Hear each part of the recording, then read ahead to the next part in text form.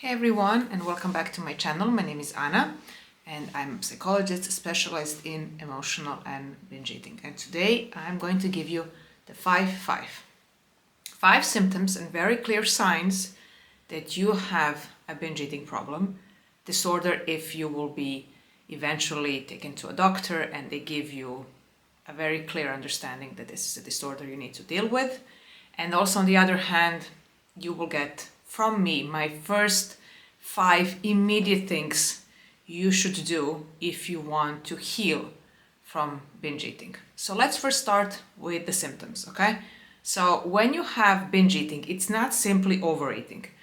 Overeating is more like, oh, it was a fun night with friends and I overate a little bit more of my favorite meal, but I'm fine the next day and I can move on with my life.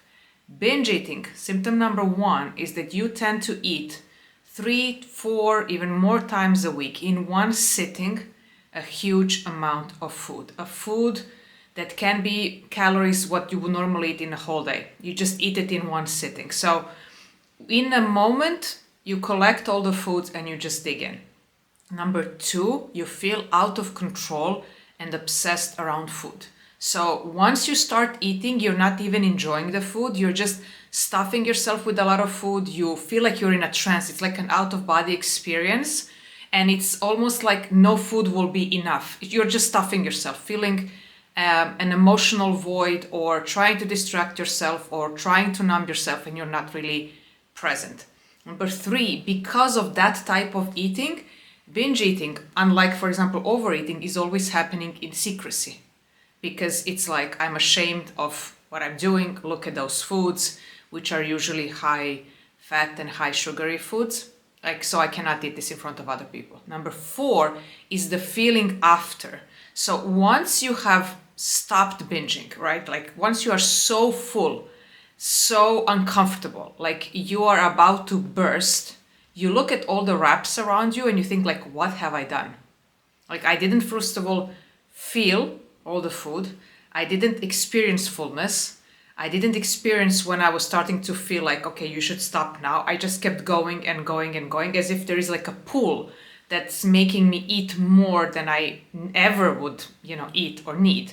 And because of all this amount of food and all these reps, you hide the evidence, you feel ashamed, you feel very guilty for what you have done, and you feel like there is no cure or hope for me. Like you start getting down on yourself that this is something that you just have to deal with. This is how you are. You cannot stop. And just overall, you close in because of the shame of your eating habits. And the 5th symptom, which is for some people more pronounced than for others, is that binge eating disorder often comes with restrictions. So you might be in a restrict binge cycle, like you're restricting a bit and then you're binging and restricting and binging. So that might be one thing. You also could link it with purging, using laxatives, any diet pills, or over-exercising to compensate for the calories which you have binged on. So these are some of the combinations that can go along with binge eating. In my case, I had all of them. So I was restricting and binging, I was using laxatives, I was purging, I was over-exercising, and I was binging on the side. Now that you understand the symptoms, here are the 5 things immediately that I have done when I started healing. I went to therapy, I went to school, but there was a lot of trial and error because only you know your body best. So there are a couple of things I did immediately. First of all, I ditched dieting. And what does that mean? It means that I stopped following any diet rules, such as don't eat sweets, don't drink sugary drinks, don't eat past 7, don't eat meat because it's bad for this thing, don't eat eggs because it's bad for cholesterol. I just cut down the noise and I decided for a period of time I'm going to try to eat a variety of foods and let's see what happens, because this thing that I have done, restricting on all those bad foods, just led to more binging. I didn't lose weight, I was feeling out of control, so that thing is not working for me. So I stopped having any type of dieting plan, how many calories I need to eat, what is my macro split.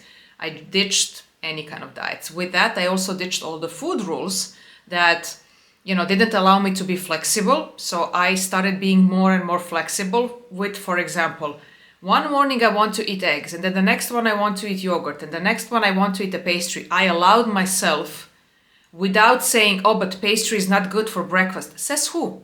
Like, I was allowing myself to eat different things. I was allowing myself to have something sweet after lunch, although I usually reserved it for after dinner. I allowed myself to have pizza on a regular Wednesday, so it wasn't like a cheat day on a Saturday. So much more flexibility. Number 3, I stopped fasting. Like, fasting ruined me because I was not able to pay attention to my hunger and satiety cues in the right way. I was overcomplicating when I can eat. So if I was in my restricting phase, I would try to push my eating window because I'm trying to be like a good faster and, go full in autophagy and cell renewal, but actually I just wanted to lose weight. And if I was in a binging phase, during my eating window, I was just feasting and binging, and actually there was no point in fasting. I tried with fasting to regulate my binge eating, but it got worse because fasting made me completely detached from my hunger and satiety cues. I had to push my eating window, I had to shorten my eating window, and maybe sometimes I was hungry or not really hungry, but I had to follow the hours. So that made me very, very confused when I should eat and when I should stop internally, not by the clock. Number 4, I ditched all the tracking apps. Anything that was tracking my movement, my calories, I ditched it. And I know that for some people, tracking calories, what you have eaten, how much you have burned is pure information. For me, it was like judging me, like, you have eaten more than 50 calories that you're allowed, go exercise, or you haven't done enough exercise, you have eaten enough, you haven't eaten enough. And it was just creating more food rules and more obsessions and less flexibility around food and movement. And I realized that for me, this is not information. For me, this is information about how I am as a person, instead of being a data that when you eat like this, you weigh this much.